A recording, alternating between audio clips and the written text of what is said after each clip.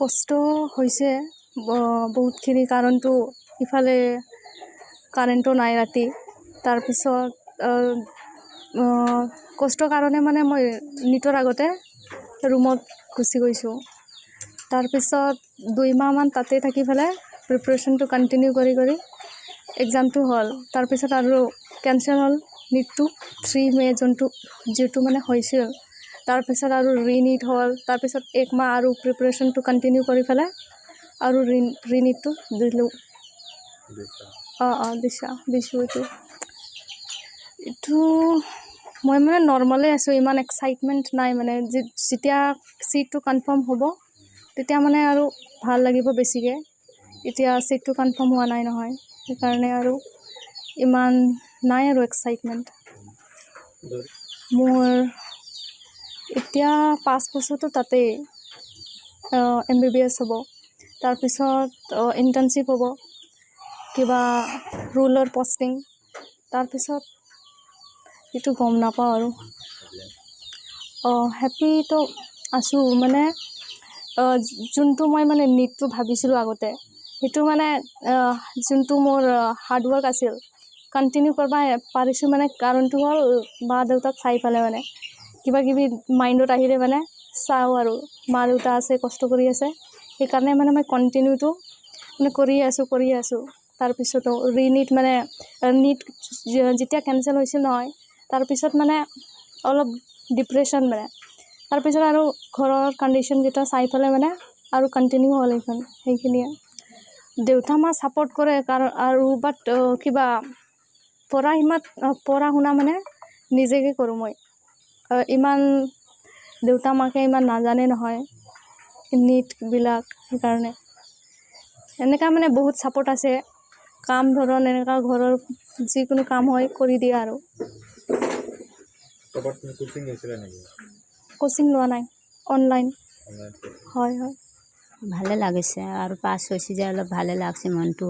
ইমান কষ্ট কৰি পঢ়ালোঁ, ইমান ৰাস্তা বোকা জংঘল, যাওঁতে হাতী ওলায় আহোঁতে হাতী ওলায়, এনেকুৱাই আৰু গাড়ীও নাপায় ইয়াৰ পৰা যাওঁতে। আৰু ইমান কষ্ট কৰি আৰু তাতে যাই কিবা ৰুমত দিলোঁ, ৰুমত পইচা দি যেনে তেনে কষ্ট কৰি পইচা পেলালোঁ। আৰু সি কৈছে ইটোৱে পঢ়িম, সেইকাৰণে আমি কষ্ট কৰি ইটোৱে পঢ়ালোঁ। আৰু আমি গম পাইছিলোঁ, কৈছিল ছোৱালীটো এইটোৱে পঢ়িম বুলি আমাক। আজি কেনেকুৱা লাগিছে আপোনাৰ ছোৱালীয়ে যিটো ৰিজাল্ট কৰিছে? ভালে লাগছে। এতিয়া আছিলোঁ যে এইখিনি ৰিমট এৰিয়া বা পিছপৰা নিচিনা ভবাই নাছিলোঁ, কিন্তু আমি যেতিয়া আহিছোঁ যিখিনি ৰাস্তা ঘাটৰ অৱস্থা আৰু মানে ডাঙৰ কথা হৈছে যে মানে বনৰীয়া হাতী য'ত মানে বিচৰণ কৰে, সেই অঞ্চলত য'ত নেকি নেটৱৰ্কৰ অসুবিধা, য'ত নেকি ৰাস্তা ঘাটৰ অসুবিধা, আৰু যথেষ্ট মানে পিছপৰা নিচিনা অঞ্চলত থাকি তাৰপিছতো যে এই ভাৰতবৰ্ষত যিটো অল ইণ্ডিয়া বেচিছত আজি নিট পৰীক্ষাত মানে উত্তীৰ্ণ হ'ব পাৰিছে, তাৰ কাৰণে আমি যথেষ্ট সুখী অনুভৱ কৰিছোঁ। কাৰণ আমাৰ অঞ্চলৰ ভাইটি ভণ্টীয়ে আগুৱাই গৈছে যদি আমি নিশ্চয় আমি ভালে অনুভৱ কৰিছোঁ। কিন্তু এইটো এটা প্ৰেৰণা যোগাইছে আমাৰ আহি থকা যিবিলাক নৱপ্ৰজন্মৰ বাবে, যে ইউথসকলে শিকিব লাগে অকণমান। উদাহৰণস্বৰূপে এওঁলোকে আজি উঠি আহিছে আৰু কষ্ট কৰিছিলে, তাৰ কাৰণে আজি মানে গোটেই অল ইণ্ডিয়া বেচিছৰ এক্সাম উত্তীৰ্ণ হ'ব পাৰিছে।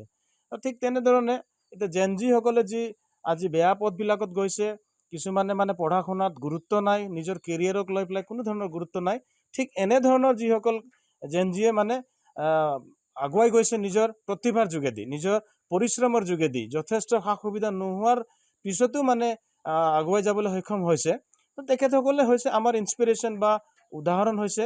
তেখেতসকলৰ পৰা আমি প্ৰেৰণা পাব লাগে, আমাৰ নৱপ্ৰজন্মসকলে প্ৰেৰণা ল'ব লাগে যে কেনেধৰণে মানে ইচ্ছা কৰিলে গোটেইখিনি পচিবল আছে, নোহোৱা কোনো তেনেকৈ কাম নাই বুলি আজি আমি অনুভৱ কৰিছোঁ। আৰু আমাৰ ফালেদি যিখিনি হ'ব, আমি চৰকাৰৰ তৰফৰ পৰা আমি চেষ্টা কৰিম যে যিকোনো ধৰণে ননাই চেৰফাঙৰ যিটো আমি 2টা আমি কেণ্ডিডেট পালোঁ, নুনাইপাৰা চাহ বাগিচা জুলিয়াছ মহানন্দ আৰু মাজুলী চাহ বাগিচাৰ এই গাঁৱৰ ৰাজেশ্বৰী গড়, এই 2টাক কেনেধৰণে আমি চিট দিয়াব পাৰোঁ, যিকোনো উপায়েৰে তাৰে আমি চেষ্টা কৰাৰ কাৰণে আমি আজি তেখেতৰ বাসগৃহলৈ আহিলোঁ। অকণমান আমি আমাৰ ফালেদি বা আমাৰ যোগেদি অলপ সম্বৰ্ধনা কৰি উৎসাহ অলপ যোগাবলৈ আমি চেষ্টা কৰিছোঁ।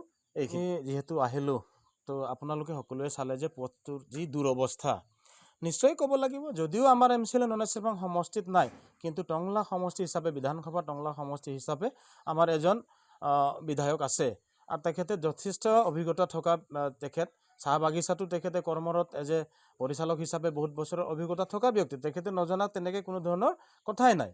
গতিকে আমি তেখেতলৈ আহ্বান জনাম বা আমি এটা অনুৰোধ জনাম যে এনেকৈ জেগাত অতি কমেও একো নহ'লেও কমচে কম ৰাস্তাটো কমচে কম ভালকৈ বনাই দিব পাৰে, নিৰ্মাণ কৰি দিয়াৰ বাবে আমি নিশ্চয়কৈ আমাৰ ফালেদি ৰিকুৱেষ্ট কৰিম। যথেষ্ট মানে সুবিধা হ'ব, কাৰণ ইয়াৰ পৰাই ল'ৰা ছোৱালীসকলে গৈ আমাৰ সমাজক, আমাৰ অঞ্চলক মানে প্ৰতিনিধিত্ব কৰি আছে। আৰু ঠিক আমি আজি ৰিজাল্টটো বা তেনেকৈ ফলাফলো দেখা পাইছোঁ আজি এই নিটৰ ৰিজাল্ট দ্বাৰা। যিকোনো খবৰৰ বাবে যোগাযোগ কৰক আমাৰ এই নম্বৰত 9181 307 221।